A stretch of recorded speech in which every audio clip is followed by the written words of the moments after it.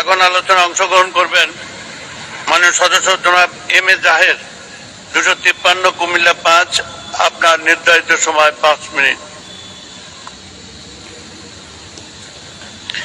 বিসমিল্লাহির রহমানির রহিম। মাননীয় স্পিকার, আসসালামু আলাইকুম। আপনাকে আন্তরিক ধন্যবাদ জানাই এই মহান জাতীয় সংসদে 2024-25 অর্থবছর বাজেট বক্তৃতায় আমাকে সুযোগ দেওয়ার জন্য।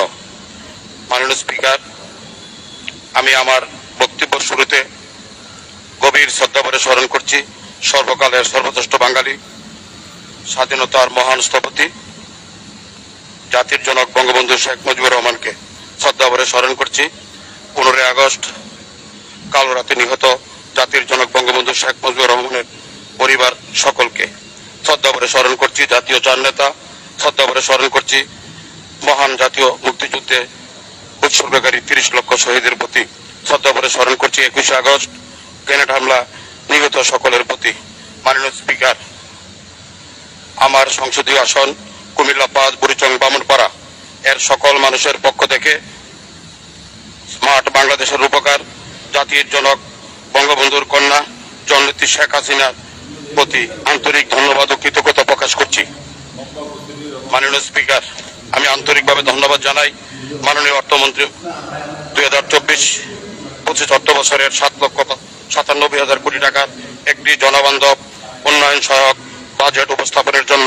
মাননীয় স্পিকার, 2024-25 অর্থ বছরে প্রস্তাবিত উন্নয়ন বাজেটের পরিবহন খাতে, শিক্ষা ও প্রযুক্তি খাতে, স্থানীয় সরকার ও পল্লী উন্নয়ন খাতে, জ্বালানি ও বিদ্যুৎ খাতে, স্বাস্থ্য খাতে, কৃষি খাতে, সামাজিক ও নিরাপত্তা কল্যাণ খাতে জনবান্ধব উন্নয়ন সহায়ক বরাদ্দ প্রদান করা হয়েছে, যা দেশের সামগ্রিক উন্নয়ন জনকল্যাণ ইতিবাচক ভূমিকা পালন করবে।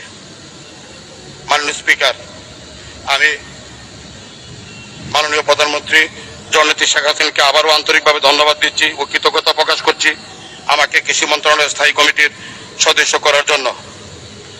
মাননীয় স্পিকার, এই অর্থ বছরে কৃষি, খাদ্য ও মৎস্য পানি সম্পদ বিভাগের বরাদ্দ রাখা হয়েছে 38,259 কোটি টাকা, যা মোট বরাদ্দের 4.7%, যা বিগত অর্থ বছরের বরাদ্দ ছিল 35,880 কোটি টাকা।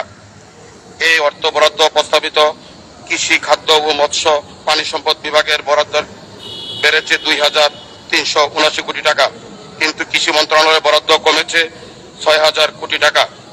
তাই কৃষি খাতকে অগ্রাধিকার দিয়ে আরো অর্থ বরাদ্দ বাড়ানোর জন্য মাননীয় অর্থমন্ত্রীর কাছে অনুরোধ করছি। মাননীয় স্পিকার, আমার নির্বাচনী এলাকা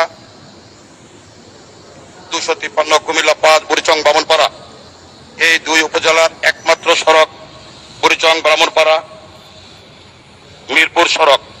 এই সড়কটি 35 কিলোমিটার দৈর্ঘ্য।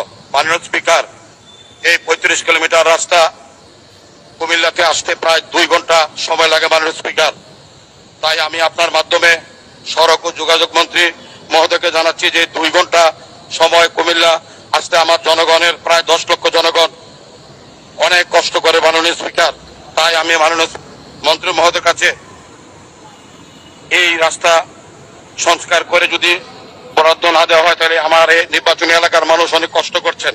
তাই এই উক্ত সড়কটি 1996-2001 সালে আওয়ামী লীগ সরকারের আমলে সাবেক আইনমন্ত্রী প্রয়াত নেতা আব্দুল মতিন খোকন সাহেব এটি একনেকে পাস করা হয়েছিল।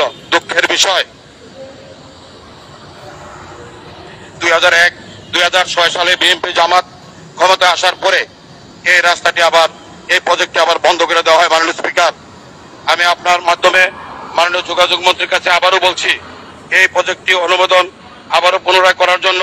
তাহলে আমার নির্বাচনী এলাকা বুড়িচং ব্রাহ্মণপাড়ার মানুষ কুমিল্লা শহরে আসতে প্রায় 2 থেকে 2.5 ঘন্টা লাগে, যেখানে কুমিল্লা থেকে ঢাকা 97 কিলোমিটার রাস্তা 1.5 ঘন্টায় যাওয়া যায়। মাননীয় স্পিকার, আমি আপনার মাধ্যমে এই কাজটি আবার পুনরায় একনাকে পাস করার জন্য জোর দাবি করছি। জাতীয় সংসদের মাননীয় প্রধানমন্ত্রী শেখ হাসিনা আমাকে নির্বাচন করার, অংশগ্রহণ করার সুযোগ দিয়েছিলেন। তাই আমি আমার এলাকার মানুষের সাথে কথা দিয়েছিলাম যে রাস্তার কাজটা আমি যদি নির্বাচিত হই ইনশাল্লাহ আমি এই কাজটা করব। মাননীয় স্পিকার, আমার নির্বাচনী এলাকা বুড়িচং বামুনপাড়া স্থানীয় সরকার পল্লী উন্নয়ন সমবায় মন্ত্রীর অধীনে সর্বমোট রাস্তা 1005 কিলোমিটার। এর মধ্যে আওয়ামী লীগ সরকার 15 বছরে 457 কিলোমিটার কাজ সমাপ্ত। ধন্যবাদ মাননীয় সদস্য, আপনাকে অসংখ্য ধন্যবাদ।